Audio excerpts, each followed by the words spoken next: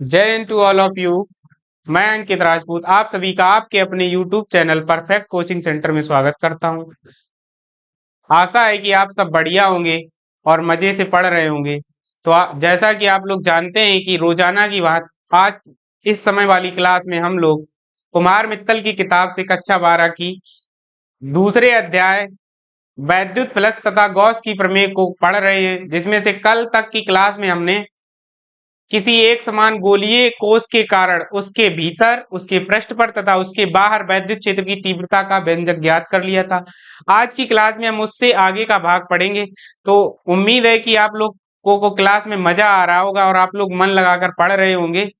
तो ऐसे ही आप लोग पढ़ते रहिए और आप लोग वीडियो अगर अच्छी लग रही हो तो वीडियो को लाइक, शेयर और सब्सक्राइब जरूर कीजिए हमारे चैनल को, और लगातार और लोगों को चैनल से जोड़ने का प्रयास जरूर कीजिएगा। तो आइए देर ना करते हुए चलते हैं अपनी क्लास की ओर।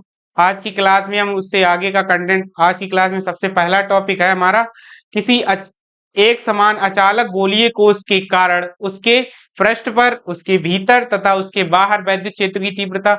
उसके बाद आगे का टॉपिक देखेंगे क्या है हमारी क्लास में। तो आइए चलते हैं।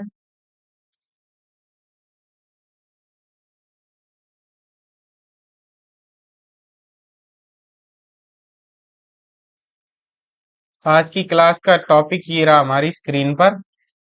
तो क्या कह रहा है, सबसे पहले तो आप लोग हेडिंग डाल लीजिए। क्या डालेंगे हेडिंग?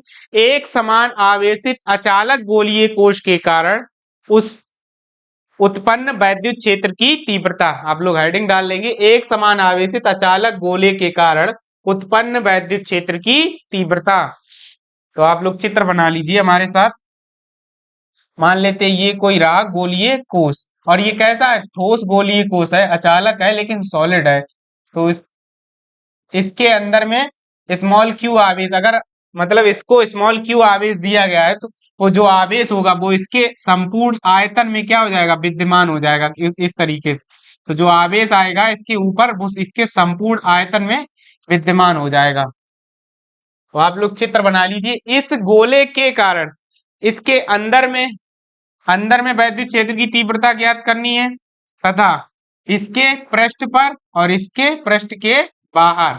तो एक तो इसके पृष्ठ पर मान लेते हैं ये बड़े वाले गोले का केंद्र, या इसे मान लेते हैं स्मॉल आर, अंदर में ज्ञात करनी है, और बड़े वाले गोले की त्रिज्या को मान लेते हैं कैपिटल आर रही। तो इस गोले के अंदर किसी बिंदु P पर वैद्युत क्षेत्र की तीव्रता ज्ञात करनी है, इस गोले के बाहर ज्ञात करनी है, और इस गोले के पृष्ठ पर मान लेते हैं यहां कोई बिंदु रहा P, इसके ऊपर और इस गोले के पृष्ठ पर हमें तीन स्थितियों में वैद्युत क्षेत्र की तीव्रता ज्ञात करनी है। इस तरीके से तीनों स्थितियां, अलग अलग स्थितियां अभी हम बनाएंगे, तो उन पर हमें क्या ज्ञात करनी है? वैद्युत क्षेत्र की तीव्रता ज्ञात करनी है। इसके लिए सबसे पहले आप लोग पहले केवल इतना ही चित्र बनाएं, उसके बाद हम आगे का बनवा देंगे आप लोगों। इतना बना लीजिए आप लोग, समझाने के लिए हमने आपको बना दिया था ये पूरा। तो यहाँ मान लेते कोई आवेश प्लस क्यू रखा है जो इसके संपूर्ण आयतन में क्या हो जाएगा? विद्यमान हो जाएगा। तो बस लिख लीजिए आप लोग, पहले चित्र बनाइए, उसके बाद इसे यहां से मान लेते ये इसका केंद्र है, यहां से यहां तक की दूरी क्या होगी? इस गोले की त्रिज्या कैपिटल आर मान लेते उसे हम। तो लिख लीजिए आप लोग, माना कोई विलगित गोला है, माना कोई विलगित गोला है, कौमा, जिसके संपूर्ण आयतन में स्मॉल क्यू आवेश समान रूप से वितरित है। क्या लिखेंगे भाषा आप लोग? माना कोई विलगित गोलीय चालक है अथवा विलगित गोला है जिसके संपूर्ण आयतन में स्मॉल क्यू आवेश समान रूप से वितरित है। उसके बाद आप लोग आगे लिखेंगे, तब आवेश का आयतन घनत्व, तब आवेश का आयतन घनत्व, आवेश का आयतन घनत्व, जैसे कल खोखला गोला था उसके लिए हमने क्या बताया था? आवेश का पृष्ठ घनत्व, क्योंकि जो आवेश था वो उसके संपूर्ण पृष्ठ पर इस तरीके से विद्यमान हो गया था। तो यहाँ पर क्या है? यहाँ पर आवेश जो है इसके संपूर्ण आयतन में विद्यमान है। वहां पर क्या था, उसके पृष्ठ पर विद्यमान था। अब यहाँ पर क्या है, आवेश इसके संपूर्ण आयतन में विद्यमान हो रखा है। तो इसके संपूर्ण आयतन में विद्यमान हो रखा है, इसलिए इसे क्या कहेंगे, आवेश का आयतन घनत्व। तो आवेश का आयतन घनत्व रो बराबर हो जाएगा क्या, Q अपॉन गोले का आयतन यानी कि V। अब V क्या होगा, गोले का आयतन। तब यहां से इंप्लाइज रो बराबर क्या हो जाएगा, रो बराबर Q अपॉन, अब गोला है, चूंकि गोला है और ठोस गोला है, तो ठोस गोले का आयतन क्या होता है, 4/3 पाई कैपिटल आर क्यूब। गोले की त्रिज्या क्या है, कैपिटल आर मानी हमने, तो यहां से क्या हो जाएगा, रो बराबर Q upon 4/3 pi r cube. तो यहां से Q बराबर हमें क्या प्राप्त हो जाएगा, 4/3 पाई कैपिटल आर क्यूब गुणे रो। इसे आप लोग डाल देंगे समीकरण 1। इसे आप लोग यहां से क्या डाल देंगे, समीकरण 1। यहां तक आप लोग नोट कर लीजिए, उम्मीद है आपको यहां तक समझ में आया होगा।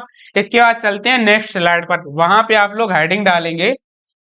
पहली हेडिंग है हमारी, अचालक गोलीय कोष के कारण, क्या डालेंगे हेडिंग, अचालक गोलीय कोष के कारण उससे बाहर वैद्युत क्षेत्र की तीव्रता। आप लोग हेडिंग डाल लीजिए, अचालक गोलीय कोष के कारण उससे बाहर वैद्युत क्षेत्र की तीव्रता। तो इसके लिए सबसे पहले आप लोग एक चित्र बना लीजिएगा। मान लेते ये तो रहा गोलीय कोष हमारा, ये तो मान लेते हम क्या रहा हमारा गोलीय कोष। अब इसकी त्रिज्या हमें कितनी दे रखी, हमने मानी थी कैपिटल आर। अब हम क्या करते, इसके बाहर कोई बिंदु P मान लेते, तो यहां से मान लेते हैं, यहां से स्मॉल r दूरी पर इस गोले के केंद्र से, जो अचालक गोलीय कोष है उसके केंद्र O से स्मॉल r दूरी पर मान लेते हैं कोई बिंदु कैपिटल P रहा, कोई बिंदु कैपिटल P स्थित है। अब क्या करेंगे, माना बिंदु O को केंद्र मानकर बिंदु P को स्पर्श करता हुआ एक काल्पनिक गोलीय पृष्ठ खींचते हैं, और उस काल्पनिक गोलीय पृष्ठ के किसी पृष्ठ की सतह के किसी बिंदु पर बिंदु P स्थित होता है। तो इस प्रकार से एक गोला और बनाएंगे बिंदु O को केंद्र मानकर, जिसके सतह पर या जिसके पृष्ठ पर बिंदु P, जहां पर हमें वैद्युत क्षेत्र की तीव्रता ज्ञात करनी है, स्थित होता है। आप लोग इस प्रकार से चित्र बना लीजिए, और क्या करेंगे, इसके संपूर्ण आयतन में स्मॉल क्यू आवेश वितरित है, तो स्मॉल क्यू को आप लोग यहाँ पर दिखा देंगे। बना लीजिए चित्र आप लोग, उम्मीद है आपने चित्र बना लिया होगा। अब क्या करते हैं, माना इसी बिंदु P के चारों ओर कोई अल्पांश ले लेते हैं इस तरीके से, जिसका क्षेत्रफल क्या रहा, dA। इसका क्षेत्रफल क्या है, dA मान लेते हैं। अब इस क्षेत्रफल की दिशा क्या होगी, क्षेत्रफल हमने कहा था जब तक क्षेत्रफल कहते हैं केवल, तो उसकी कोई दिशा नहीं होती, अदिश राशि होती है। लेकिन जैसे ही क्षेत्रफल वेक्टर कहेंगे, अब क्षेत्रफल वेक्टर कहेंगे, तो उस पृष्ठ के तल के लंबवत अभिलंब, यानी उस पृष्ठ के ऊपर एक अभिलंब डाल देंगे, यानी उस पृष्ठ के तल के लंबवत बाहर की ओर। तो यानी इस साइड क्या हो जाएगी हमारी क्षेत्रफल वेक्टर की दिशा dA की। और चूंकि हमने इसको कैसा आवेश दिया, प्लस क्यू आवेश दिया है, तो इसके कारण बाहर की ओर क्या होगी, वैद्युत क्षेत्र की दिशा इस पृष्ठ से बाहर की ओर। तो इसी साइड क्या हो जाएगी हमारा वैद्युत क्षेत्र, वेक्टर ई। तो वेक्टर डी और वेक्टर ई क्या होंगे, दोनों एक ही डायरेक्शन में होंगे। वेक्टर ई और वेक्टर डी हमारे क्या हो जाएंगे, दोनों एक ही डायरेक्शन में हो जाएंगे। तो यहां से हम इतना चित्र बना लीजिए आप लोग, उसके बाद भाषा लिखिए।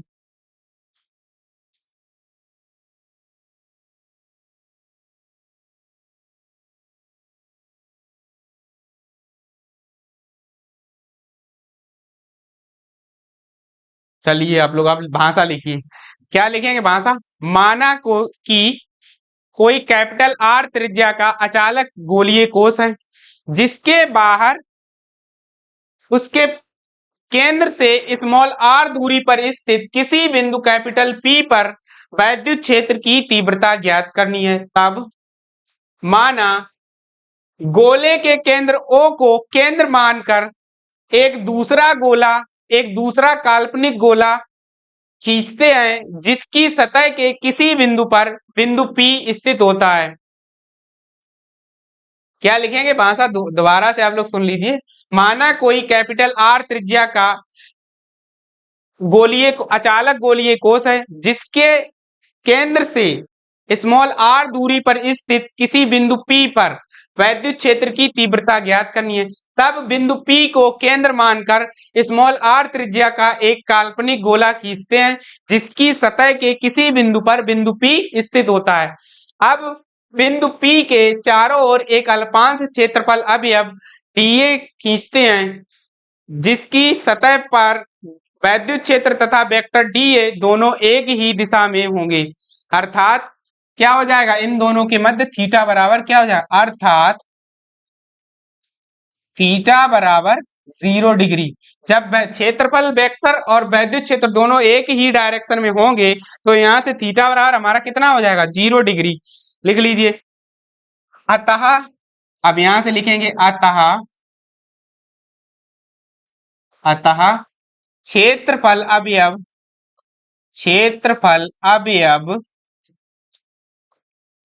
dA से होकर गुजरने वाला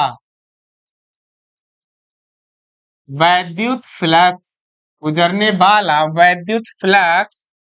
क्या होगा, d फाई ई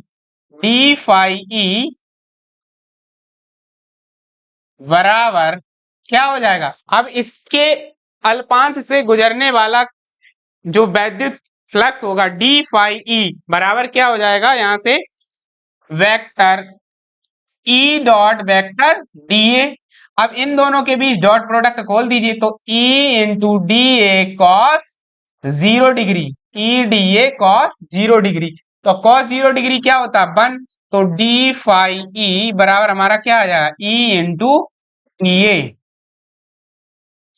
अब यहां से क्या लिखेंगे, अब इसी प्रकार जैसे एक हमने अल्पांश माना, इसी प्रकार इस पृष्ठ की सतह पर छोटे छोटे बहुत सारे अल्पांश मान लेंगे तो धीरे धीरे इन अल्पांशों को मिलाने पर क्या पता चल जाएगा, हमें पूरे पृष्ठ से बद्ध वैद्युत फ्लक्स पता चल जाएगा।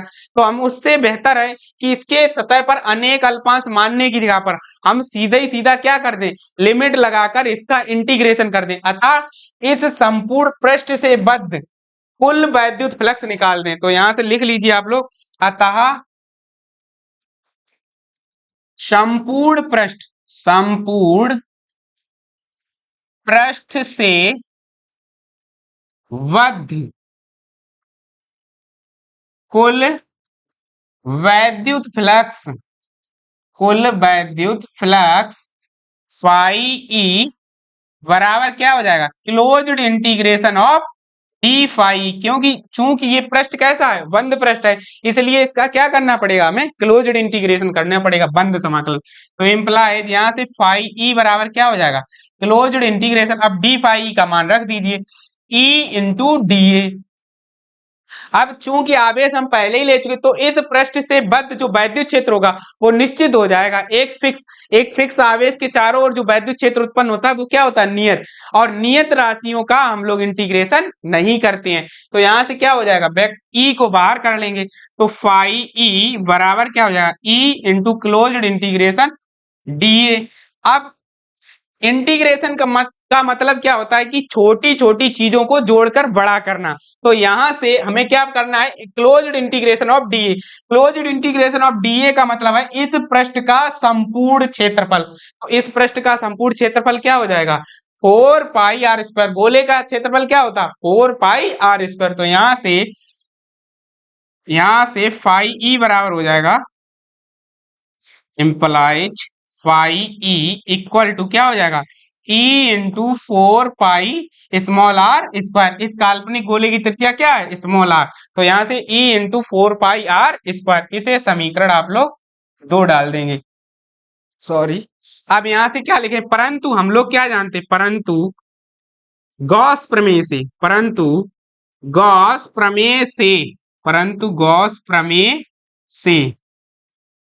अब गॉस प्रमेय से हम लोग क्या जानते हैं, फाई ई बराबर Q अपॉन एप्सिलॉन नॉट। और इसे हम लोग क्या डाल देंगे, समीकरण 3 कह देंगे। अब समीकरण 2/3 के लेफ्ट हैंड साइड क्या है, बराबर। समीकरण 2/3 के लेफ्ट हैंड साइड क्या है, बराबर।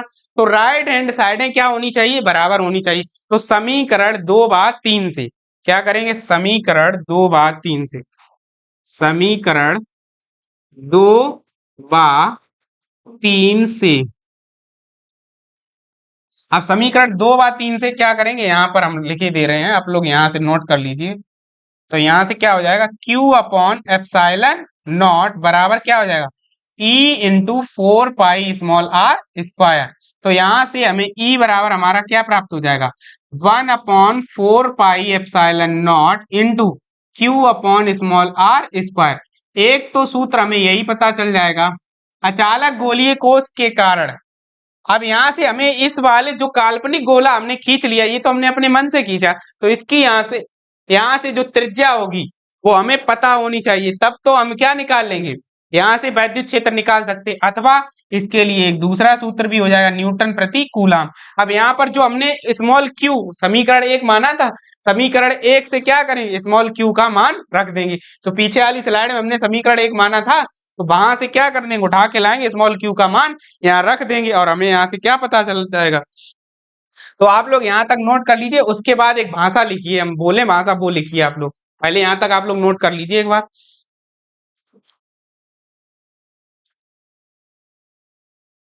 बस आपने नोट कर लिया होगा। आप लोग, हम ये इरेज कर रहे हैं यहाँ से, इतना हम केवल छोड़े दे रहे हैं, बाद बाकी हम सब इरेज कर रहे हैं, तो क्योंकि अब यहाँ पर हमें और सॉल्व करना है। तो यहाँ से देखो क्या हो जाएगा, चूंकि अब यहाँ से हम लोग क्या लिखेंगे नीचे, चूंकि आवेश स्मॉल क्यू, या ऐसे करके लिख दीजिए, चूंकि गोला अचालक गोलीय कोष है, गोलीय कोष है, इसलिए आवेश स्मॉल क्यू, इसलिए आवेश स्मॉल क्यू गोले के, इसलिए आवेश स्मॉल क्यू गोले के संपूर्ण आयतन, गोले के संपूर्ण आयतन में समान रूप से वितरित होगा, समान रूप से वितरित होगा। तो यहां से क्या आ जाएगा, Q बराबर 4/3 pi capital R cube into rho. अब उठा के यहाँ Q की जगह पे ये पुट कर दीजिए, तो यहां से क्या हो जाएगा, E बराबर 1/4 पाई एप्सिलॉन नॉट इंटू, अब Q की जगह पे रखिए ये 4 पाई कैपिटल R क्यूब गुणे रो, और नीचे क्या आ जाएगा, यहाँ से ये R स्क्वायर है, तो R स्क्वायर गुणे ये 3 4 के बटे वाले 3, तो यहाँ से अब इन्हें काट दीजिए जो कट रहा हो, तो 4 से 4 और पाई से पाई कट जाएंगे, तो यहाँ से E बराबर आ जाएगा रो upon epsilon naught into capital R cube बटे 3 स्मॉल r स्क्वायर। क्या आ जाएगी वैद्युत क्षेत्र की तीव्रता हमारी, रो upon epsilon naught into capital R cube upon 3 small r square.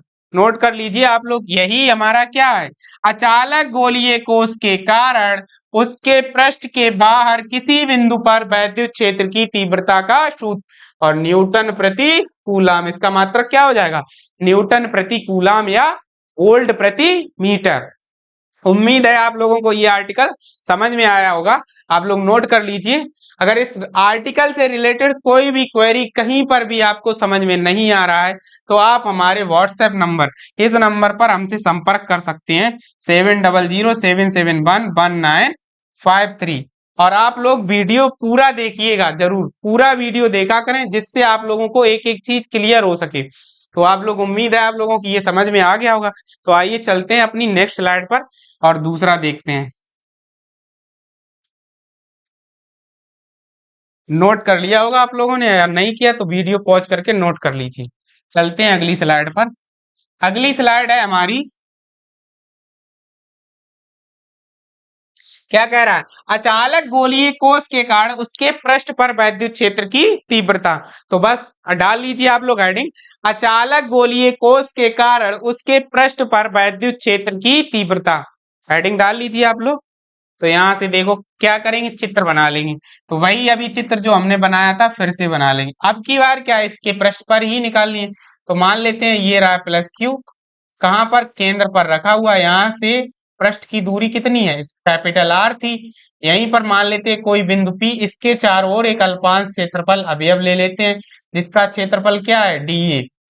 यहाँ पर जो क्षेत्रफल वेक्टर और वैद्युत क्षेत्र दोनों होंगे, वेक्टर ई व वेक्टर डी ए, दोनों कैसे होंगे? एक ही डायरेक्शन में होंगे यहाँ से। तो बस यहाँ पर मान लेते कोई बिंदु पी इसकी सतह पर स्थित है। तो आप लोग भाषा लिखेंगे, हम बोल रहे हैं, आप लोग पहले चित्र बना लीजिए, उसके बाद भाषा बोल रहे हैं।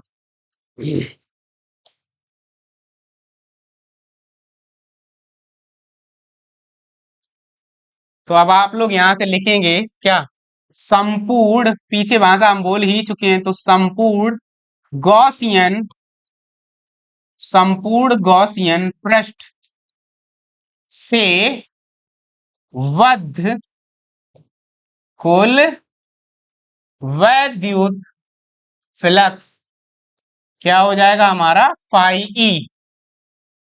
फाई ई बराबर इंटीग्रेशन या closed integration vector E dot vector D A. अब चूंकि वैद्युत क्षेत्र और वेक्टर डी ए एक ही डायरेक्शन में, बार बार आपको समझा रहे हैं, तो आपको समझ आ गया होगा अब तक। तो यहां से क्या हो जाएगा? बराबर closed integration E D A cos 0 degree.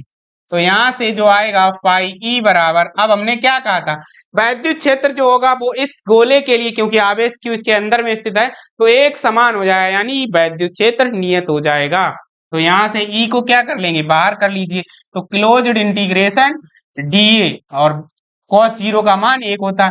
Closed integration DA का मतलब हमने क्या था? इस गोले का संपूर्ण क्षेत्रफल। तो संपूर्ण क्षेत्रफल क्या हो जाएगा?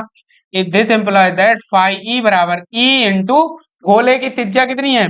कैपिटल आर, तो 4 पाई कैपिटल आर स्क्वायर। गोले का क्षेत्रफल क्या होता है? 4 पाई आर स्क्वायर। तो यहाँ त्रिज्या आर कैपिटल है, तो कैपिटल आर स्क्वायर। इसे समीकरण डाल दीजिएगा 2। अब उन समीकरणों को भूल जाइए, क्योंकि यहाँ से दूसरा आर्टिकल शुरू हो जाता है। केवल वो आवेश वाला याद रखना, इसे भी समीकरण 2 ही डाल लीजिए। आप लोग कंफ्यूज नहीं होना कि समीकरण 2 डाल चुके। बीच में जो आर्टिकल था वो पृष्ठ के बाहर के लिए था, तो उसे हमने 2 डाला था, उसको भूल के यहाँ पर इसे समीकरण 2 डाल लीजिए। इसके बाद परंतु हम लोग क्या जानते हैं? गॉस प्रमेय से। परंतु गॉस प्रमेय से, परंतु गॉस प्रमेय से, अब गॉस थ्योरम हमें क्या बताती है? फाई ई बराबर क्यू अपॉन एप्सिलॉन नॉट। इसे समीकरण 3 डाल लीजिए, जैसे उसमें डाला था। तो समीकरण 3। अब समीकरण 2 व 3 से, समीकरण 2 व 3 से, अब 2 व 3 से क्या हो जाएगा? E into 4 pi capital R square बराबर क्या हो जाएगा? Q upon epsilon not. तो यहां से हम E का मान निकालेंगे तो क्या आ जाएगा? 1/4 पाई एप्सिलॉन नॉट। तो 1/4 pi epsilon naught into capital Q upon capital R square. यहां से आ जाएगा इतना। एक तो ये हो जाएगा सूत्र, और दूसरा क्या करेंगे? चूंकि, यहां भी भाषा वही लिखेंगे, चूंकि गोला अचालक गोलीय कोश है, इसलिए आवेश स्मॉल क्यू गोले के संपूर्ण आयतन में वितरित होगा। इसके नीचे आप लोग भाषा लिखेंगे क्या? चूंकि गोला अचालक गोलीय कोश है, इसलिए आवेश स्मॉल क्यू गोले के संपूर्ण आयतन में वितरित होगा। इसलिए स्मॉल क्यू बराबर क्या हो जाएगा? स्मॉल क्यू बराबर 4/3 पाई कैपिटल आर क्यूब गुणे रो। यहां से क्या हो जाएगा? स्मॉल क्यू का मान उठा के इसमें रख देंगे। तो यहां से ई बराबर क्या आ जाएगा? 1/4 pi epsilon naught into 4 pi capital R cube गुणे रो, यहाँ आर क्यूब है, बटे स्मॉल वो कैपिटल आर स्क्वायर इंटू 3। तो यहां से देखो क्या हो जाएगा? 4 पाई से 4 पाई कट जाएंगे, क्यूब से ये स्क्वायर कट जाएगा। तो यहां से जो सूत्र निकल के आएगा ई का, वो आएगा जाके, हम आप लोग नोट कर लीजिए। ई बराबर रो बटे एप्सिलॉन नॉट। ई बराबर आएगा रो बटे epsilon naught into capital R बटे 3। क्या आ जाएगा? ई बराबर रो बटे एप्सिलॉन नॉट कैपिटल आर बटे 3 न्यूटन प्रति कूलम। नोट कर लीजिए आप लोग। उम्मीद है आपको यहां तक समझ में आया होगा। नोट कर लीजिए आप लोग, समझा देते हैं। उम्मीद है आप लोगों ने नोट कर लिया होगा, नहीं किया तो वीडियो पॉज करके कर लीजिए। तो देखो, अचालक गोलीय कोष के कारण उसके पृष्ठ पर वैद्युत क्षेत्र की तीव्रता कितनी होगी? ई बराबर रो अपॉन एप्सिलॉन नॉट गुणे कैपिटल आर बटे 3। और यहां से रो बराबर क्या होगा? आवेश का आयतन घनत्व। रो को नहीं भूलना है, आवेश का आयतन घनत्व। और आयतन घनत्व होता क्या है? तो रो बराबर होता है हमारा क्यू बटे 4/3 पाई आर क्यूब। अगर गोलीय कोई कोष गोलीय है, अगर उस गोलीय कोष के आयतन में वितरित है आवेश, तब होगा जाके। तो उम्मीद है आप लोगों को समझ में आ गया होगा, नोट कर लिया होगा। चलते हैं नेक्स्ट आर्टिकल पर।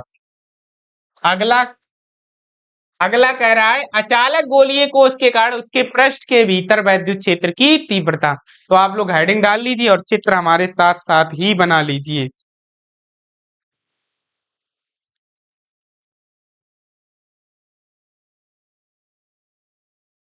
तो यहां से आप लोग चित्र बनाएंगे क्या?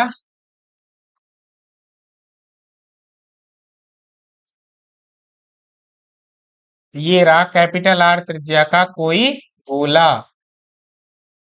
कैपिटल आर त्रिज्या रही। अब मान लेते हैं इसके केंद्र पर स्मॉल क्यू आवेश रखा है। तो मान लेते हैं इसी गोले के अंदर स्मॉल आर त्रिज्या का कोई गोला, जिसकी सतह पर बिंदु P स्थित है, जिस पर हमें क्या ज्ञात करना है? ये रहा बिंदु P, जिस पर हमें क्या ज्ञात करनी है? वैद्युत क्षेत्र की तीव्रता। तो इसके ऊपर भी वैसे ही अल्पांश मान लेते हैं, क्षेत्रफल अवयव। इसके कारण जो वेक्टर ई होगा वो बाहर की ओर होगा, और ये क्षेत्रफल डीए रहा, तो क्षेत्रफल वेक्टर डीए भी क्या होगा? बाहर की ओर ही दिष्ट होगा। यानी वैद्युत क्षेत्र और वेक्टर ई दोनों क्या होंगे? एक ही डायरेक्शन में होंगे। तो यहां से आप लोग क्या लिखेंगे? फिर भाई वहां सा, अतः संपूर्ण गॉसियन पृष्ठ से बद्ध कुल वैद्युत फ्लक्स। अतः संपूर्ण गॉसियन पृष्ठ से, संपूर्ण गॉसियन पृष्ठ से बद्ध कुल वैद्युत फ्लक्स फाई ई बराबर क्या हो जाएगा? Closed integration of vector E dot vector DA. तो यहां से क्या होगा? इनका डॉट प्रोडक्ट हम खोल देंगे, तो closed integration E into D A cos 0 degree. और कॉस 0 डिग्री का मान क्या होता है? 1। तो close integration E into D A. अब चूंकि वैद्युत क्षेत्र इसके अंदर भी एक समान होगा, इसलिए वैद्युत क्षेत्र नियत राशि हो जाएगी। तो नियत राशियां क्या होती हैं? इंटीग्रेशन से बाहर आ जाती। तो फाई ई बराबर क्या हो जाएगा? ई बाहर आ जाएगी, और यहां से क्लोज्ड इंटीग्रेशन डीए हो जाएगा। अब माना क्या हमने? जो ये अंदर में गोलीय पृष्ठ माना है, इसकी त्रिज्या हमने कितनी मानी है? स्मॉल आर मान रखी है। तो स्मॉल आर त्रिज्या का मान रखा है, तो इस स्मॉल आर त्रिज्या के गोले का संपूर्ण क्षेत्रफल क्या हो जाएगा? तो फाई ई बराबर हो जाएगा जाके ई इंटू गोले का क्षेत्रफल क्या होता है? 4 पाई स्मॉल आर स्क्वायर। और इसे क्या डाल देंगे हम लोग? समीकरण 2। अब यहाँ फिर क्या लिखेंगे? परंतु गॉस प्रमेय से, परंतु गॉस प्रमेय से, परंतु गॉस प्रमेय से आप लोग इसमें से किसी भी एक आर्टिकल को 2 से 3 बार कर लीजिए मेरे साथ मिलके। चाहे कोई भी एक आर्टिकल कर लेना, चाहे चालक वाला और चाहे अचालक वाला। आप लोगों को हम गारंटी देते हैं कि आप लोग ये आर्टिकल सीख जाएंगे, जबकि आप लोग इसे ही सबसे टफ आर्टिकल मानते हैं। हमने बच्चों को ज्यादातर देखा है, और हम भी इसी एज से गुजरे हैं, आप ही की तरह बच्चे ही रहे हैं किसी समय। तो हमें भी ये आर्टिकल बहुत टफ लगता था, लेकिन जब हमने इसकी 2 से 3 बार प्रैक्टिस कर ली, आप लोग या तो वीडियो 2 से 3 बार देख लीजिए, या कॉपी में 2-3 बार इसी आर्टिकल को लिख लीजिए, या तो ये वाला या इससे पहले पढ़ाया। हम आपको गारंटी देते हैं इस चैप्टर के जितने भी आर्टिकल होंगे आपको हलवा लगने लगेंगे, बिल्कुल सिंपल हो जाएंगे। किसी एक आर्टिकल को करिएगा जरूर, मेरी बात मान के देखना एक बार आप। तो गॉस प्रमेय से क्या हो जाएगा? हर आर्टिकल में सेम ही बात लग रही, फाई ई बराबर क्यू अपॉन एप्सिलॉन नॉट। इसे समीकरण 3 डाल दीजिएगा आप लोग। तो क्या हो जाएगा? पर समीकरण 2/3 से, समीकरण 2/3 से, अब समीकरण 2/3 से क्या कहते हैं? क्यू अपॉन एप्सिलॉन नॉट बराबर क्या हो जाएगा? E into 4 pi small r square. तो इम्प्लाइज यहां से E बराबर हमारा क्या आएगा, 1/4 pi epsilon naught into Q upon small r square. एक तो यही सूत्र आ जाएगा और न्यूटन प्रति कूलम, और दूसरा क्या करेंगे, यहां पर स्मॉल r का मान रख देंगे।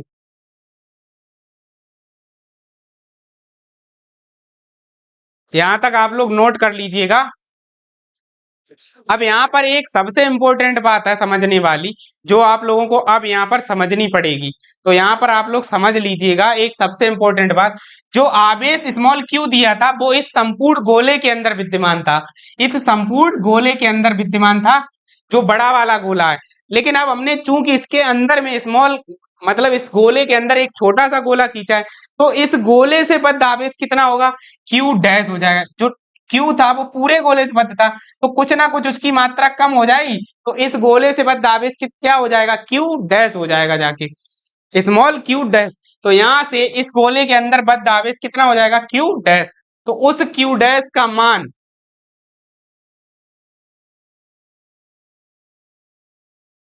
तो यहां पर जो क्या हो जाएगा हमारा, गॉस की प्रमेय से Q dash upon epsilon naught, और Q dash upon epsilon naught यहाँ पर होगा तो यहाँ भी कर देंगे और यहाँ पर भी डैश।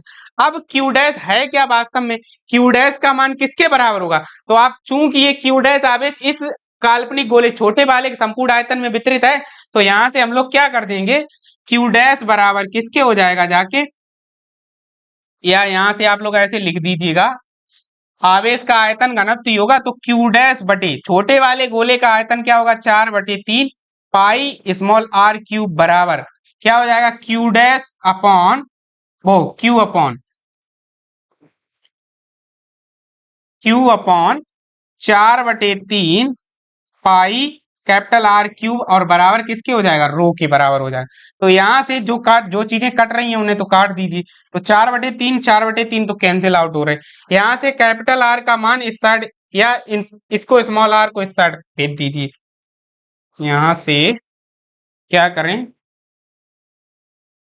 तो यहां से क्या करना है, इसको स्मॉल r क्यूब को इस साइड भेज दीजिए। तो एम्प्लाइज करके क्यू डैश बराबर क्या आ जाएगा, क्यू इंटू स्मॉल r ऊपर आ जाएगा, कैपिटल R नीचे, और इनका क्या हो जाएगा, होल क्यूब। अब इसे उठा के कहाँ रख देंगे, क्यू डैश के इस मान को इसमें रख देंगे आके। तो इस मान को उठा के इसमें रखने के लिए हम ऊपर वाला भाग इरेज कर रहे हैं। आप लोग नोट कर लिया होगा आप लोगों ने, या नहीं किया तो आप लोग वीडियो बैक करके नोट कर लेना। तो यहाँ से जब हम इसे उठा के यहाँ लाएंगे तो देखो क्या हो जाएगा, यहाँ क्यू डैश है, तो यहाँ से इसमें रख दीजिए आके। तो ई बराबर हमारा क्या आ जाएगा, 1/4 pi epsilon naught into Q dash की जगह पे ये रख दीजिए, क्यू इंटू स्मॉल बटे कैपिटल आर का होल क्यूब, और पूरे के बटे स्मॉल आर स्क्वायर। अब इसका क्या करिए, त्रिज्या ऊपर नीचे कर लीजिए, और क्यू का भी मान रख दे रहे हैं हम।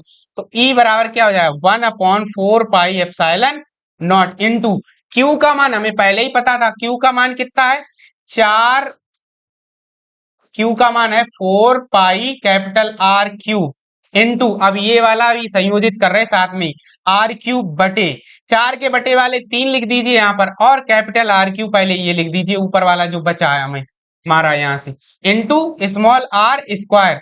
और इसके गुणे में क्या होता है, रो भी था गुणे में, क्यू का मान जब हमने रखा तो रो का भी गुणा कर दीजिए। अब यहाँ से क्या होगा, कैपिटल आर क्यूब से ये कैपिटल आर क्यूब कट जाएगा, छोटी वाली आर से ये वाले आर स्क्वायर कट जाएंगे, और 4 पाई से हमारा 4 पाई कट जाएगा। तो ई बराबर हमें जो प्राप्त होगा, रो बटे एप्सिलॉन नॉट इंटू, अब यहां से एक स्मॉल आर बची है, तो स्मॉल आर बटे 3, क्या बचा, ई बराबर रो बटे एप्सिलॉन नॉट स्मॉल आर बटे 3 न्यूटन प्रति कूलम।